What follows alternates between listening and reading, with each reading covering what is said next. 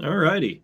So, folks enjoyed during the campaign when I would do these videos each week.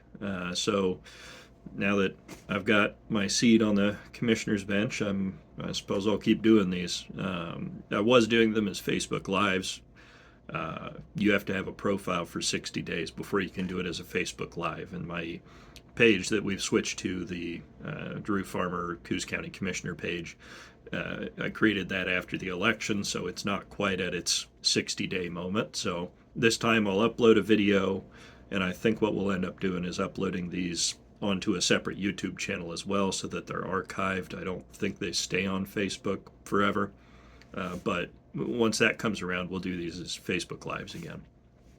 So, yeah, I got sworn in Thursday morning.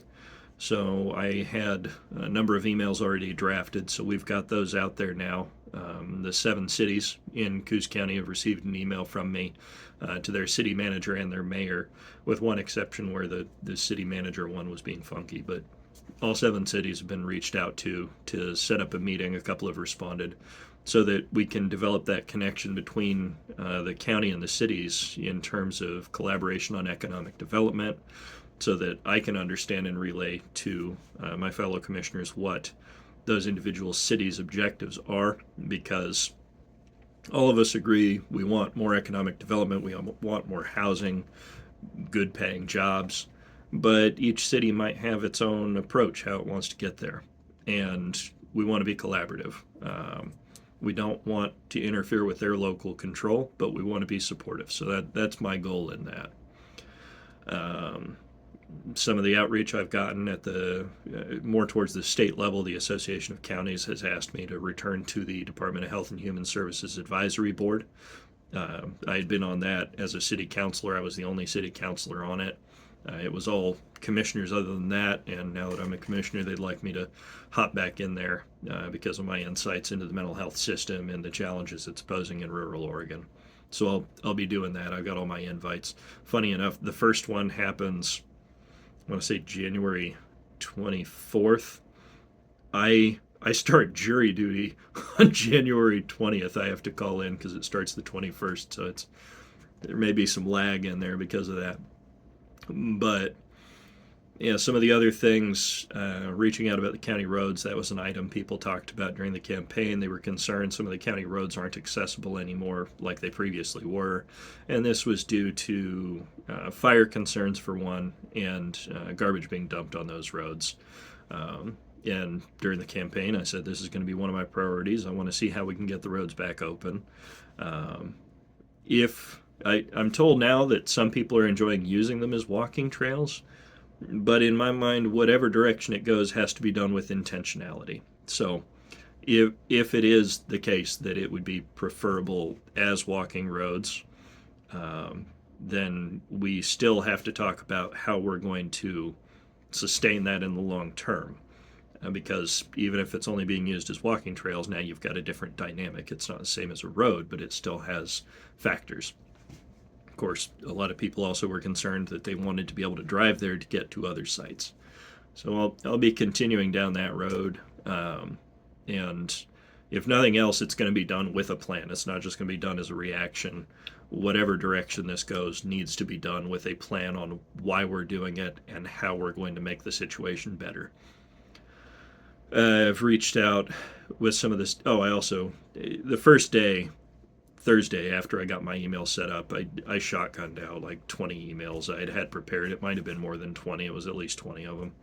So different departments throughout the county also got emails from me for some information, connecting so we can schedule meetings. I'll have a lot of meetings over the next couple weeks so that I can sit down with each department. Like today, I sat down with the assessor's office and talked about some things I was looking at, some things they've got on their mind, talked with codes about so Coos County has a roster of properties that are vacant. They maintain, it's in an ordinance that they maintain a log of vacant properties in the county. And there are abatement clauses in there as well, where people need to maintain their property to a certain degree. One of the challenges that's been encountered in the past, I learned about during a ride along with one of our sergeants. was an example. There was a property owned by a bank, and over a year they were having problems with this property. But to take certain actions of enforcement, the owner of a property has to declare themselves the victim of a crime. Now, it doesn't mean they're not a victim of a crime if they choose not to do that.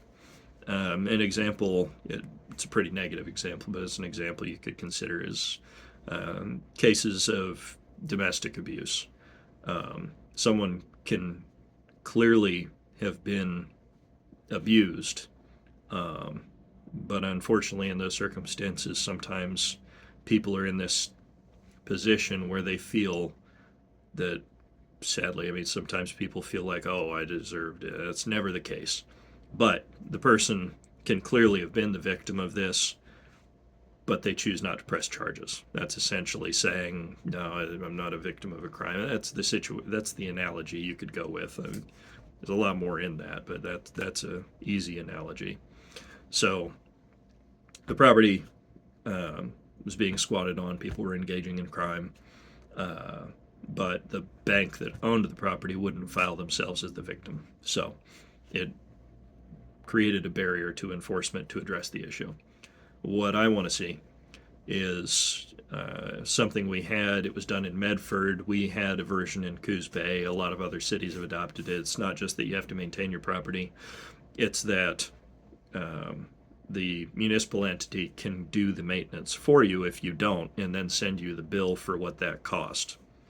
And then where that went from there was the governmental entity takes first position on a lien, and it can result in the property being received by the county to be auctioned back out.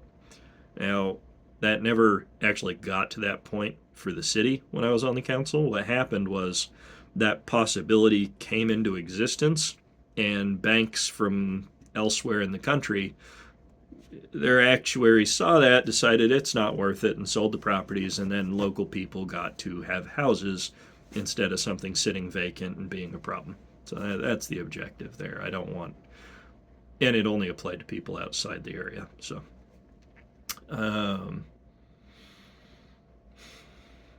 talked about the information on cities, talked about roads.